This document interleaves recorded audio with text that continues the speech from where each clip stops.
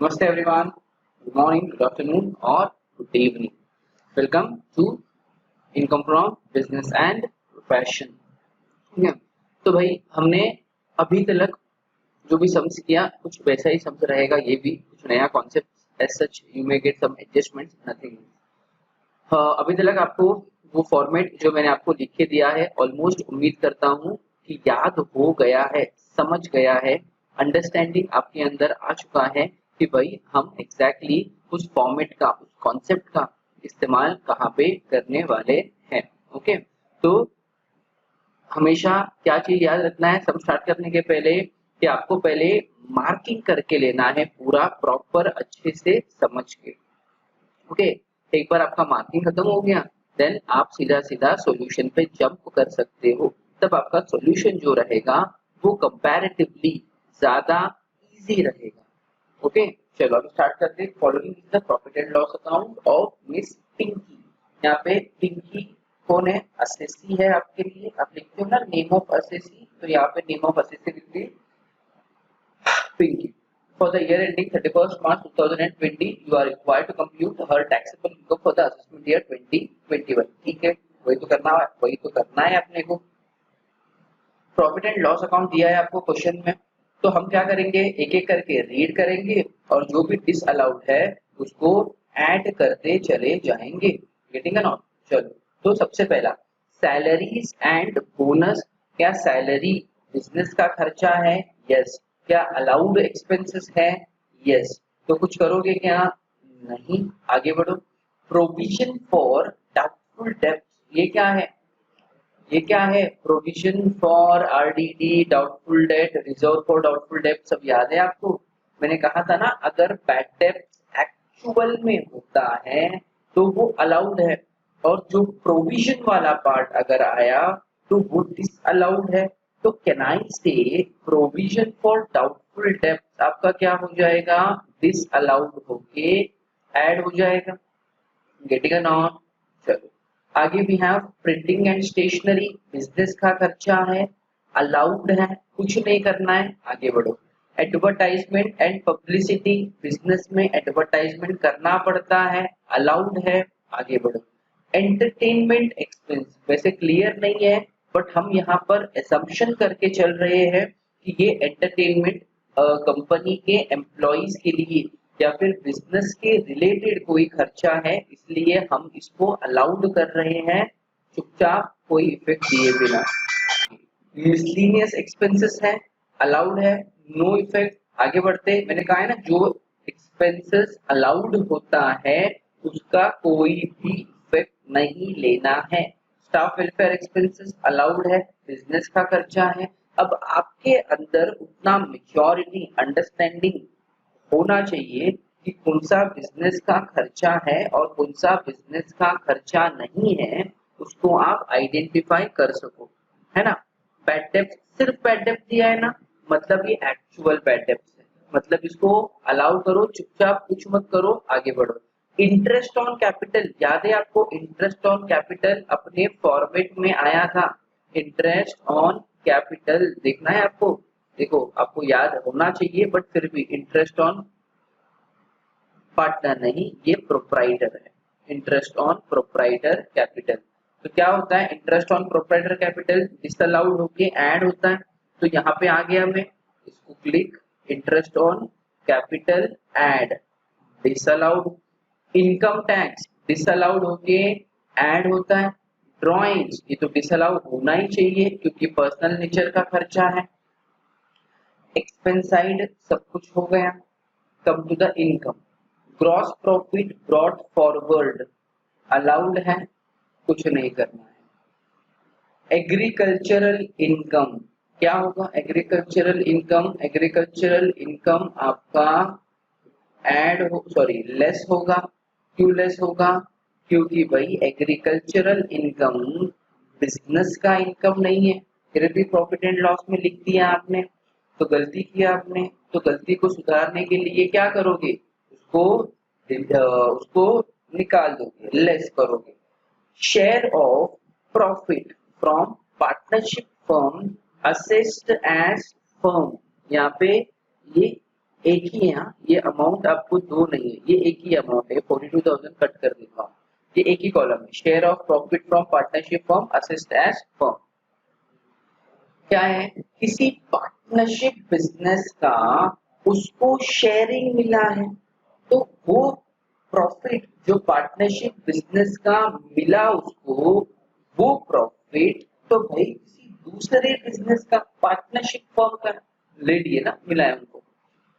तो ये तो हम उसका प्रोप्राइटर बिजनेस वाला प्रॉफिट एंड लॉस देख रहे हैं, तो उसमें पार्टनरशिप का प्रॉफिट लिखना सही है क्या? नहीं, गलत है। तो माइनस करो, हटाओ साइड में। Dividend from Indian companies minus करो, बिजनेस का इनकम नहीं है। नेट लॉस, ये आपके क्वेश्चन में नया कुछ है सीखने लायक, दैट इज नेट लॉस। हर एक सम अभी तक आपने जो भी किया उसमें आपको प्रॉफिट ही मिला था, हमेशा प्रॉफिट रहता था, आप उसको उठा के लेके जाके लिख देते थे। लेकिन ये वाले सम में there is no profit, there is a loss. तो सर लॉस के केस में क्या करने का? वैसे ही करने का जैसे करते आए हो, फॉर्मेट में जाके पहला लिख देने का net loss from profit and loss account. But आपका जो माइन आंसर आएगा ना, वो आंसर माइनस में आएगा। किसमें आएगा? माइनस में। गेटिंग? चलो आगे देखते हैं। Advertisement and publicity expenses include rupees 45,000 for introducing a new product, the benefit of which will accrue for 3 years। ये यहाँ पे एक एडजस्टमेंट खत्म हुआ।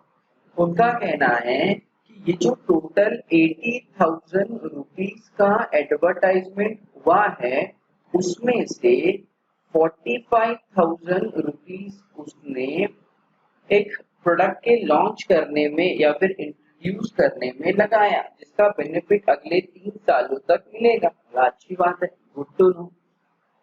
कुछ इफेक्ट करना है नहीं, मतलब कहीं ना कहीं ये 45,000 रिलेट तो बिजनेस को ही करता है ना, रिलेट टू बिजनेस को ही करता है। न्यू प्रोडक्ट उसने लॉन्च किया, प्रोडक्ट तो बिजनेस का ही होता है, मतलब ये अलाउड होता है। एक्चुअली मैं आपको गुरु ये दिया क्यों गया है, ये आपको थोड़ा सा कंफ्यूज करने के लिए दिया गया है, क्योंकि इनकम टैक्स एक्ट में तो ये सीधा सीधा अलाउड होता है, उसमें तो कुछ खास झमेला है नहीं।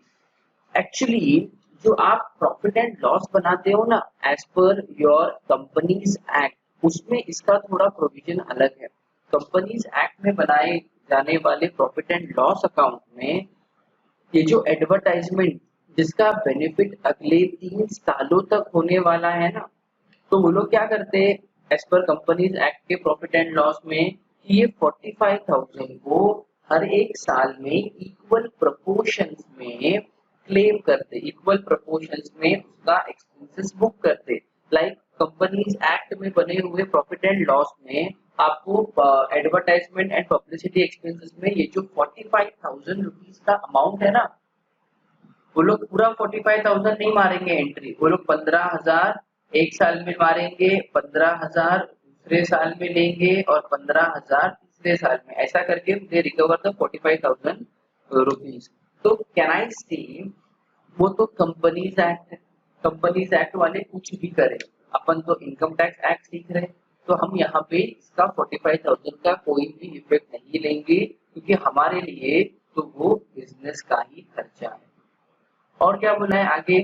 5,000 for advertisement in souvenir of a political party, यानी souvenir of a political party आया तो अपन डिसअलाउड करके ऐड करते। मतलब उनका कहना है, देखो मैं आपको पूरा बाइफरकेशन करके बताता हूँ कि advertisement total profit and loss account में 80,000 रुपए पे रिकॉर्डेड है। कितने पे?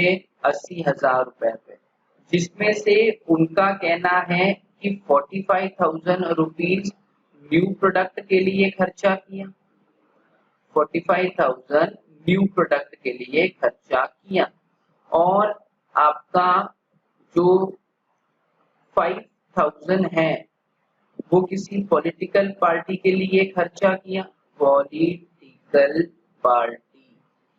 और जो आपका रिमेनिंग जो भी अमाउंट है जैसे रिमेनिंग अमाउंट कितना आता है, रिमेनिंग अमाउंट आता है 30,000 रुपए का, ये आपका एक्चुअल अदर एडवर्टाइजमेंट एक्सपेंस है।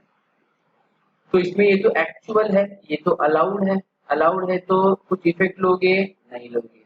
और ये 5,000 जो पॉलिटिकल पार्टी को दिया, ये हम डिसअलाउड करते हैं, advertisement in souvenir to political party, मतलब आपको इसको डिसअलाउड करके ऐड करना है। तो अमाउंट कितना डिसअलाउ होके ऐड होगा, 5,000 का। फिर 45,000 का न्यू प्रोडक्ट, ये तो हमने अभी डिस्कस किया और बोला कि हाँ ये अलाउ होगा, इनकम टैक्स इसको पूरा साथ में अलाउ कर देगा। तो कैन आई से ये 80,000 रुपीज में जो डिसअलाउड हो रहा है वो सिर्फ ये 5,000 रुपए वाला अमाउंट डिसअलाउड हो रहा है, बाकी कुछ भी नहीं। तो सिर्फ एडवर्टाइजमेंट का कितना डिसअलाउ होगा, 5,000। तो मैं यहाँ पे चला जाता हूँ और यहाँ पे जाके लिखता हूँ एडजस्टमेंट नंबर 1। एक ही एडजस्टमेंट है, छोटा सा है, जल्दी होगा। तो अपन फॉर्मेट बना के सबसे पहला क्या लिखेंगे, नेट लॉस कितने का, 14,000 का। ये रहा format. Name of assessee, listing की, status, assessment year, previous year. क्या आया है इसको, इसमें लॉस हुआ है कितने का, 14,000 का। अगर 14,000 का लॉस है ना तो उसको माइनस में रिकॉर्ड करो, कितने में, माइनस पे रिकॉर्ड करो, क्योंकि वो लॉस है। अगर प्रॉफिट होता तो आप उसको प्लस में नॉर्मल लिखते, ये लॉस है करके माइनस में रिकॉर्ड हुआ, बाकी कुछ भी नहीं। अब आप एक एक करके देख सकते हो कि क्या क्या डिसअलाउड हुआ है। प्रोविजन फॉर डाउटफुल डेब्ट डिसअलाउड हुआ है 12,000 रुपया, लिख लेते डिसअलाउड एक्सपेंसेस में। पहला पहला क्या है, प्रोविजन फॉर डाउटफुल डेब्ट, प्रोविजन फॉर डाउटफुल डेब्ट। अमाउंट कितना दिया है, इट इज अराउंड 14,000 समथिंग, ना 12,000। कितना है, 12,000 rupees. Number 2, provision for doubtful डेब्ट के बाद कौन है, प्रिंटिंग स्टेशनरी नहीं, एडवर्टाइजमेंट एंड पब्लिसिटी में एडजस्टमेंट नंबर पहला 5,000 वाला, advertisement in souvenir of political party, लिख लेते हैं एडवर्टाइजमेंट इन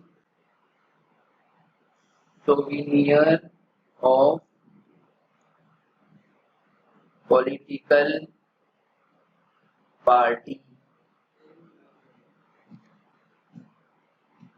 कितना है, 5,000 है। आगे क्या दिया है देखो, 5,000 वाला इफेक्ट हो गया अपना, कितना है, 5,000 रुपए। Okay, now next marking, advertisement हो गया, और कुछ और कुछ और कुछ, इंटरेस्ट ऑन कैपिटल 49,500 रुपीज, चलो लिख लेते हैं। नंबर 3, इंटरेस्ट ऑन कैपिटल कितना है, 49,500 रुपीज। आगे इंटरेस्ट ऑन कैपिटल के बाद 49,500 के बाद क्या दिया है, income tax 33,500 rupees, income tax 33,500 rupees. Then number 5, drawings था, ड्राइंग्स का वैल्यूएशन कितना है, वैल्यू कितना है, 22,000 रुपए। चलो ड्राइंग्स में आ गया 22,000 रुपए। और कुछ है क्या, नहीं। तो ऐड करके आउटर कॉलम में ले लो, कैलसी निकालो अपना, 12,000 प्लस 5,000 प्लस 49,500 प्लस 33,500 प्लस 22,000, ये कितना आया, ये आया 1,22,000। तो अब यहाँ पर अमाउंट कितना आएगा, यहाँ पर अमाउंट कितना आएगा, देखो ये माइनस में है ना, तो 1,22,000 में से 14,000 माइनस होके जो वैल्यू बचेगा दैट विल बी 1,08,000। देखो आप हर बार इसको ऐड ही करते थे, लेकिन यहाँ पे इस बार लॉस है और लॉस रहने की वजह से वो अमाउंट पहले से ही माइनस में है, इसलिए माइनस करना पड़ा। प्रॉफिट होता तो हम ऐड करते थे, लॉस है इसके लिए लेस हुआ। इसके बाद अपन क्या करते हैं, इसके बाद अपना नेक्स्ट स्टेप क्या है, चलो ये भी लिख लेते हैं, less income considered separately, income considered separately। अब जो जो इनकम लेस होगा वो, इसमें हमने देखा सबसे पहला था आपका एग्रीकल्चरल इनकम। सबसे पहला एग्रीकल्चरल इनकम क्या है, एग्रीकल्चरल इनकम देखो 25,000 रुपीज, आगे लिख लेते हैं एग्रीकल्चरल इनकम 25,000 रुपए। Number 2, share of profit from partnership firm, कितना था, 30,000 रुपए था, दिखाओ आपको। Share of profit from partnership firm 30,000 लेने बोला था ना मैंने। Dividend from Indian company 12,000। Number 3, dividend from Indian company कितना है, 12,000 है। तो भाई आउटर कॉलम में कितना आएगा, कितना ही है ना, आउटर कॉलम में कितना आएगा, आउटर कॉलम में इट विल बी 67,000। ये 67,000 क्या होगा, लेस होगा 1,08,000 में से। तो लिखो टैक्सेबल इनकम फ्रॉम बिजनेस कितना आएगा, taxable income from business 1,08,000 minus आपका 67,000। तो टैक्सेबल इनकम फ्रॉम बिजनेस कितना बच रहा है, ये बच रहा है 41,000। कितना बच रहा है, 41,000। डन, खत्म। छोटा सा सम था ना, ज्यादा कुछ बड़ा है भी नहीं, इसको आप कॉपी डाउन कर सकते हो। अभी छोटा सा सम है, खाली सीखने लायक यही चीज था कि लॉस रहेगा तो अपन वहां पे क्या लेते हैं, माइनस लेते हैं। बाकी सब कुछ तो सीखा हुआ समझी है पहले से। ओके, टेक द स्क्रीनशॉट ना।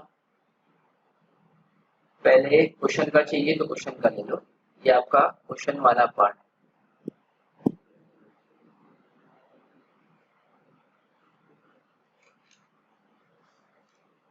ले लो,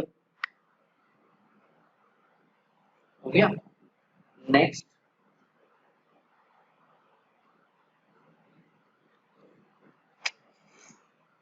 ये आंसर का पार्ट ले लो।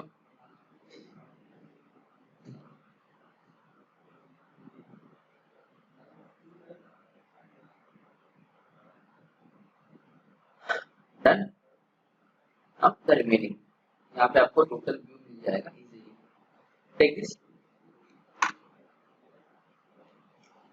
कितना है, चलो अभी आपको एक छोटा सा होमवर्क दूंगा, देन फिर मैं वाइंडिंग अप बताइए।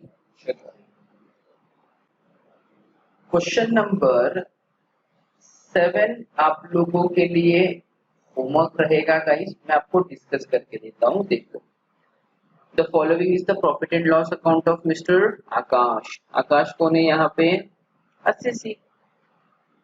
तो जो जो एक्सपेंसेस बिजनेस का नहीं है वो आप एक एक करके डिसअलाउ करके ऐड करेंगे, देखेंगे फिर क्या करना है। Repairs to building, building we can say factory building रहेगा, ऑफिस बिल्डिंग रहेगा। तो कहीं ना कहीं फैक्ट्री बिल्डिंग या ऑफिस बिल्डिंग का रिपेयरिंग का खर्चा बिजनेस का खर्चा माना जाता है, और जो बिजनेस का खर्चा है उसको क्या करना है, अलाउड करना है। तो इसको हम क्या करेंगे, अलाउड।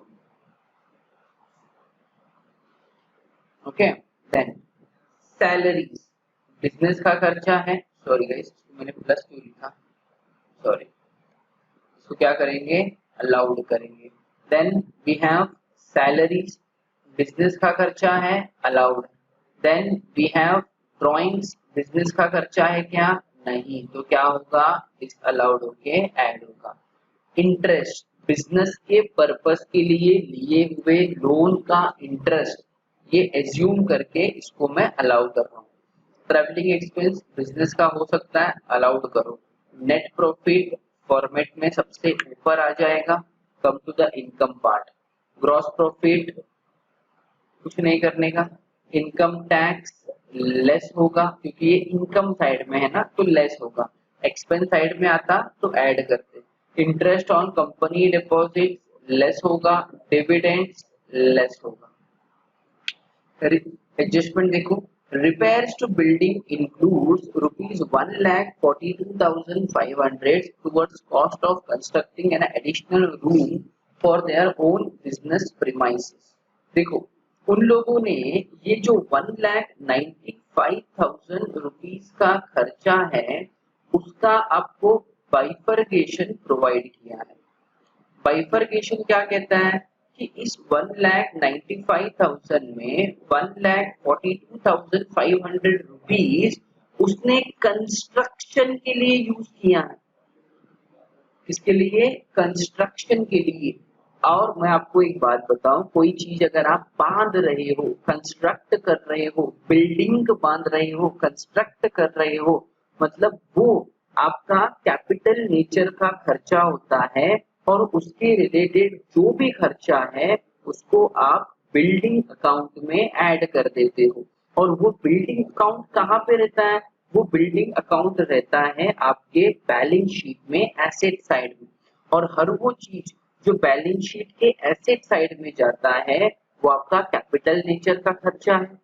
तो ये 1,42,500 कैपिटल नेचर का खर्चा है, लेकिन गलती से उसको उसने ऐड करके रिपेयर्स टू बिल्डिंग में मार दिया जो कि रेवेन्यू नेचर में आ गया, मतलब गलती हुआ है। मतलब कैपिटल नेचर के एक्सपेंसेस को रेवेन्यू नेचर का एक्सपेंस मान के गलत एंट्री मारा गया है into your profit and loss account, into your profit and loss account। तो अगर कोई कैपिटल नेचर का खर्चा गलती से प्रॉफिट एंड लॉस में आया तो क्या करते हैं, हम ऐड कर देते हैं। तो आपको यहाँ पर एडजस्टमेंट नंबर 1 में ऐड करना है 1,42,500, क्या बोल के, रिपेयर्स टू बिल्डिंग बोल के, या फिर cost of constructing additional floor, additional room, ये लिखो और 1,42,500 ऐड करो। बाकी एडजस्टमेंट कुछ भी नहीं है आपके सम में, यहीं पे सम खत्म हो गया आपका। इसी सम में बहुत छोटा, इनके 1 2 3 4 5 से 6 एडजस्टमेंट मैक्सिमम ऐड या डिलीट में आएगा, ऐड या लेस में आएगा और कुछ भी नहीं। तो ये आपके लिए स्ट्रेट अवे होमवर्क है, सॉल्व करो और टैक्सेबल इनकम फ्रॉम बिजनेस कितना आ रहा है वो कैलकुलेट करो और बताओ मुझे आपके होमवर्क के थ्रू। Okay, it is compulsory to attend. छोटा क्वेश्चन दिया है, इसके बाद थोड़ा थोड़ा करके मैं आपको ज्यादा होमवर्क क्वेश्चन, ज्यादा क्वेश्चन देता चला जाऊंगा होमवर्क के लिए। तो रेडी रहना, मेंटली फॉर्मेट वगैरह पढ़ के अपने आप को अवेलेबल रखना। ओके चलो, तो मिलते हैं अगले वीडियो लेक्चर में, तब तक के लिए thank you very much, bye.